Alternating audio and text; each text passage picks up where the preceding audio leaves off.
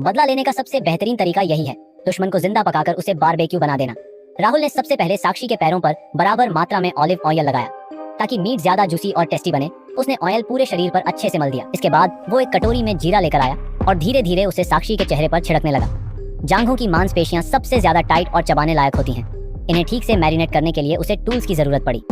अंत में उसने ऊपर से थोड़ी धनिया भी डाल दी और आधा घंटा इंतजार करने लगा। जब उसे लगा कि सब कुछ तैयार है, उसने ट्रे को ओवन में रख दिया। जैसे जैसे अंदर का तापमान बढ़ने लगा, साक्षी की स्किन सुनहरी और क्रिस्पी होती गई।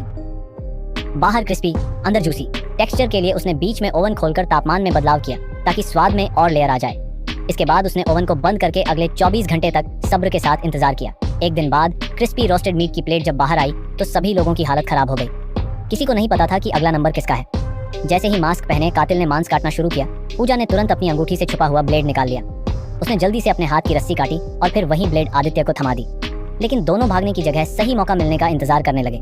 अब निशान की बारी थी, वो अगला शिकार बनने ही वाला था। तभी आदित्य ने पास की कुर्सी उठाकर उस मास्क वाले पर हमला बोल दिया, लेकिन वो गिरते ही जमीन से कुल्हाड़ी उठा लेता है। अब दोनों को समझ आ गया कि बाकियों को बचाना मुश्किल है, इसलिए वो भागने की कोशिश करते हैं, मगर दरवाजे तक पहुंचने से पहले ही वो लकड़ी की दीवार तोड़कर उनके सामने आ खड़ा होता है। कुल्हाड़ी के एक एक वार से आदित्य की जान पर बनाती है। एक बार में तो उसका हाथ ही कट जाता है। पूजा दीवार के पास एक कोने में छुपकर कांप रही थी। मास्क वाला धीरे धीरे उसकी ओर बढ़ता गया। उसकी रफ्तार देखकर पूजा को लगा कि अब तो उसका अंत तय है। तभी बाहर रखे फोन की घंटी बजने लगी। वो उसे बंद करने बाहर गया, जिससे पूजा को थोड़ा वक्त मिला। जब वो फिर से अंदर आया, तब तक पूजा अलमारी के अंदर छुप चुकी थी। मास्क वाला पूरे कमरे की तलाशी लेने लगा, लेकिन पूजा धीरे से अलमारी से निकलकर बाहर जाने लगी। उसी वक्त उसके पैर से एक हल्की आवाज हुई, जिसे वो अनदेखा नहीं कर पाया। वो फौरन नीचे के खून के निशान देखकर अलर्ट हो गया, लेकिन पूजा ने एक बोतल हाथ में लेकर उसका इंतजार किया। मास्क वाला कुछ समझ गया और एक्टिंग करने लगा कि जैसे वो जा रहा है।